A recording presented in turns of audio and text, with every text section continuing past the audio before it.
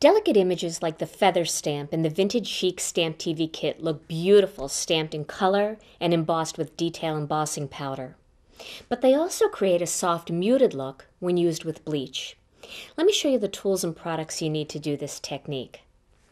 First, you need a good quality cardstock, and I am using the Gina Designs chocolate brown base weight cardstock. Then you're going to need a stamp, and what I'm using here is the feather stamp from the Vintage Chic Stamp TV kit.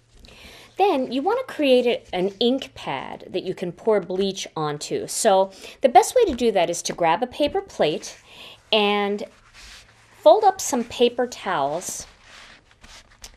And then you're going to use a little bit of household bleach, and you're going to pour that right on top of that piece of paper towel. Now you don't need a lot, you just need enough that your stamp will fit and the bleach will completely cover the surface of the stamp. You're also going to need a heat tool, and the darker the color, the more the heat tool comes into play, and you're going to see what I mean. Okay, so to begin, I'm going to dip the stamp into my makeshift ink pad here that's covered with bleach. So I'm getting bleach onto my rubber stamp. And then you're going to stamp. And you're going to randomly stamp this image, turning the stamp as you go to create a random pattern.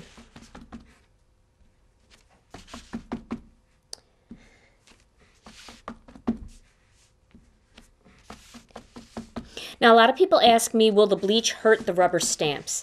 It will not hurt the rubber stamps. The only thing that you should do is when you're done stamping, you should just wash the stamp off with a little bit of warm soapy water, and the rubber stamp will be as good as new.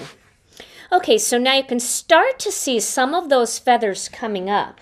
Now, using my heat tool, I'm going to help that along by adding some heat, and you're going to see those feathers start to appear a little bit brighter. And there you go. There is your piece of background paper. Very muted, very soft, very subtle.